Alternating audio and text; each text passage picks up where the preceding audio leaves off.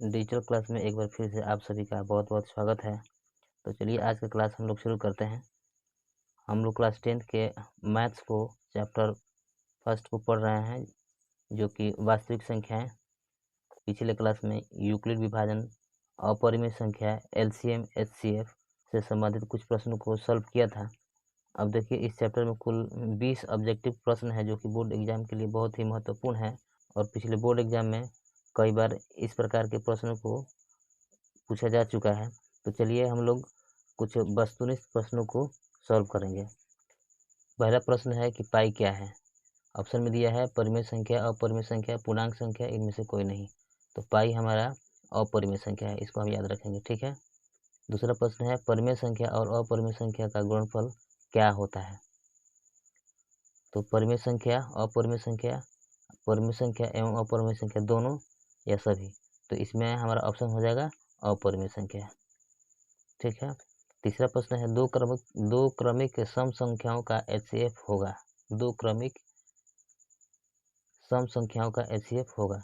तो इसका ऑप्शन हो जाएगा, बताइए फटाफट बताइए, तो अनुमान लगाइए कि क्या हो सकता है। देखिए, तो इसका ऑप्शन हो जाएगा 2। या 2 कैसे आएगा, देखिए एक बार हम लोग इसको देख लेते हैं।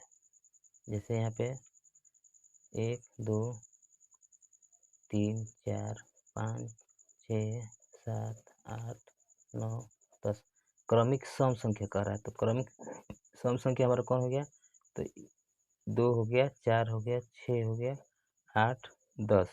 तो इस प्रकार से क्रमिक सम संख्या हमारा हो गया 2 और 4, और फिर 4 और 6,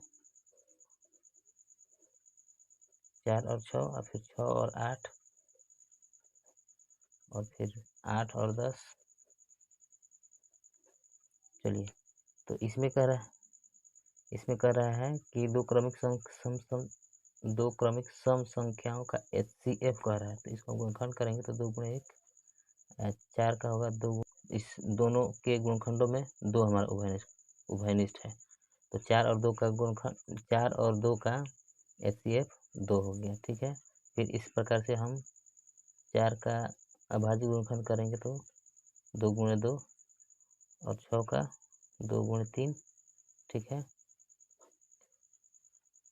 और फिर यहाँ पे 6 का हो जाएगा 2 गुणे 3, और 8 का हो जाएगा 2 गुणे 2 गुणे 2 3 बार, ठीक है। तो इसमें कॉमन हमारा जो है वही अभाज्य संख्या, जो हमारा कॉमन होगा वही एचसीएफ होगा। तो 6 और 8 में कॉमन हमारा 2 है, और 4 6 की संख्या में देखेंगे तो इसमें हमारा कॉमन 2 है, और 2 4 की संख्या में हम देखेंगे तो इसमें भी हमारा कॉमन 2 है। तो इस प्रकार से हम देख रहे हैं कि दो क्रमिक सम संख्याओं का एचसीएफ 2 आ रहा है, ठीक है। तो इस प्रकार से हमारा कौन सा ऑप्शन हो जाएगा, ये 2, ठीक है। चलिए आगे बढ़ते हैं। 2 या 2 से अधिक अभाज्य संख्याओं का मौसा है। ऑप्शन में दिया है 3 2 1, इनमें से कोई नहीं। तो 2 या 2 से अधिक अभाज्य संख्याओं का मौसा हमारा 1 होता है, 1 होता है। इसका ऑप्शन हो जाएगा हमारा 1, ठीक है। आगे चलते हैं 5वें प्रश्न की तरफ। निम्नलिखित में से कौन अपरिमेय संख्या है। इसमें से कह रहा है कि कौन अपरिमेय संख्या, सभी के सभी रूट में है। तो अपरिमेय संख्या,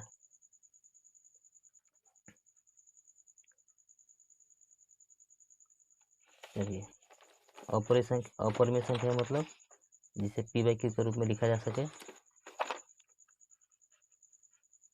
64 है, 36 है, तो 64 और 36 का वर्गमूल निकल जाएगा, यानी कि ये हो जाएगा 64 और 36 का, ये तो रूट से बाहर निकल जाएगा, इसका हो जाएगा 64 का वर्गमूल 8 हो जाएगा, 36 का वर्गमूल 6 हो जाएगा। तो इस प्रकार से परिमेय संख्या हो गया 81 का 9 हो जाएगा, 81 का 9 हो जाएगा, 2.5 है, और 1 हो जाएगा 49/9 अंडर रूट। तो इसका भी वर्गमूल निकल जाएगा, लेकिन 2.5 का वर्गमूल नहीं निकलेगा। तो इसलिए 2.5 हमारा अपरिमेय संख्या है, ठीक है। आगे चलते हैं 6ठे प्रश्न की तरफ। निम्नलिखित में कौन अपरिमेय नहीं है। अपरिमेय नहीं है, तो देखिए 7 परिमेय संख्या है, √2 और √5, यह भी हमारा अपरिमेय संख्या है। √3/7, यह भी हमारा अपरिमेय संख्या है। अब चलिए चौथा ऑप्शन आता है तो इसको हम कैसे पता करेंगे, तो इसमें से हम इसको गुणनखंड करके पता करेंगे कि इसका वर्गमूल निकल रहा है कि नहीं, तो बच जाएगा 5/4। तो इस प्रकार से हमारा ऑप्शन हो जाएगा 4√75/48। ठीक है, छठे प्रश्न की तरफ चलते हैं। यूक्लिड विभाजन एल्गोरिथम दो धनात्मक पूर्णांकों के निम्न में से परिकलित करने की तकनीक है। तो किस प्रकार की तकनीक है, पिछले वीडियो में हमने पढ़ाया था।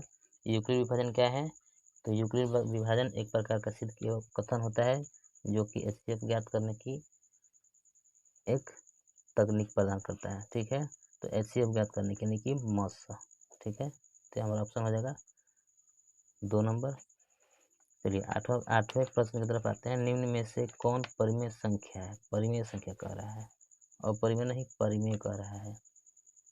तो √3 अपरिमेय है और 2 नंबर ऑप्शन है √2 तो ये दोनों √2 और √2 कट जाएगा तो हमारा बच जाएगा 2, जो कि परिमेय संख्या है। तो इस प्रकार से हमारा 2 ऑप्शन सही है। और ये तो अपरिमेय संख्या है, 4 भी अपरिमेय संख्या है। चलिए 9 नंबर, 2 परिमेय संख्याओं के बीच अधिकतम कितनी परिमेय संख्याएं हो सकती हैं, 1 2 3 अनंत। तो चौथा ऑप्शन हमारा हो जाएगा अनंत। 3/8 का दशमलव प्रसार होगा। ऑप्शन दिया है शांत होगा, अशांत होगा, आवर्ती। रुकिए, देखिए दशमलव प्रसार शांत है कि अशांत है, तो इसके लिए हम इस परिमेय संख्या के हर का अभाज्य गुणनखंड करेंगे। और हर के अभाज्य गुणनखंड में यदि इसका हर के अभाज्य गुणनखंड 2 × 5 के रूप का है या इस दोनों में से कोई एक है, तो 3/8 का दशमलव प्रसार शांत होगा। ठीक है, तो इस प्रकार से ऑप्शन हमारा हो जाएगा 1। चलिए आगे की तरफ हम लोग चलते हैं। 11 तरफ, किसी धनात्मक संख्या a तथा b के लिए ab का मस गुणे यह गुणा ab का लस निम्न में से किसके बराबर होगा। तो यहाँ पे होगा a/b या b/a, a/b होगा। ऑप्शन हमारा हो जाएगा। आगे तरफ हम लोग चलते हैं। ये बोर्ड एग्जाम के लिए बहुत है, ये जितना भी ये सब प्रश्न को सॉल्व किए हैं बहुत ही इम्पोर्टेंट है, महत्वपूर्ण है। चलिए अगले प्रश्न की तरफ हम लोग बढ़ते हैं। 12 नंबर क्वेश्चन देखते हैं। निम्न में से कौन सम अभाज्य संख्या है, सम अभाज्य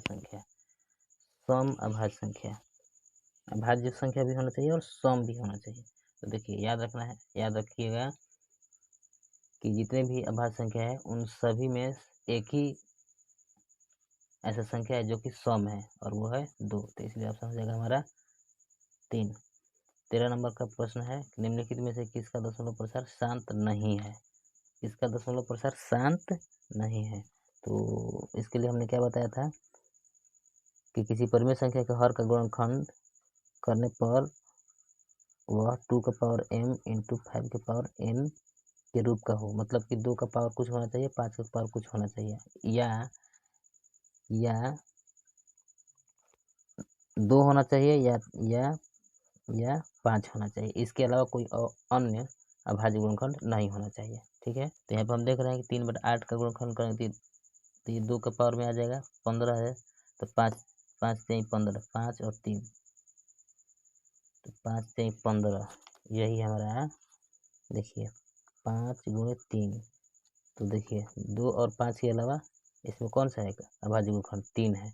तो इस प्रकार से हमारा ऑप्शन हो जाएगा 2। ठीक है, चलिए आगे की तरफ हम बढ़ते हैं। क्वेश्चन नंबर 14 कि परिमेय संख्या 3 - √3 है, क्या है, तो ये अपरिमेय संख्या है, सीधा दिखाई दे रहा है, क्योंकि परिमेय तथा अपरिमेय संख्या का व्यवकलन एक अपरिमेय संख्या होता है। ठीक है, तो इस प्रकार से हम इसको घटाएंगे तो हमारा अपरिमेय संख्या आंसर ऑप्शन मिलेगा। ठीक है, अगर यहाँ पे अगर प्लस भी रहता तो भी हमारा अपरिमेय संख्या ही होता है। अब चलिए √3/√12 है, क्या है, परिमेय संख्या अपरिमेय संख्या है, दोनों है, इनमें से कोई नहीं है। 2√3, ये 3 कट जाएगा, बच जाएगा हमारा 1/2, जो कि हमारा क्या है, परिमेय संख्या है। तो इस प्रकार से ये ऑप्शन हो जाएगा हमारा परिमेय संख्या। संख्या 50 और 25 के एचसीएफ और एलसीएम का गुण। सारे के सारे क्वेश्चन बोर्ड एग्जाम को देखते हुए बनाया गया है और सारे के सारे ये इंपॉर्टेंट है। VBI है, बहुत महत्वपूर्ण क्वेश्चन है, इसको अच्छा से पढ़ लीजिएगा, तैयारी कर लीजिएगा। चलिए ठीक है, फिर हम लोग मिलते हैं कल। और अगर हमारे चैनल पे नए हैं तो वीडियो को लाइक कीजिए, शेयर कीजिए, कमेंट कीजिए और सब्सक्राइब कीजिए। ठीक है, थैंक यू।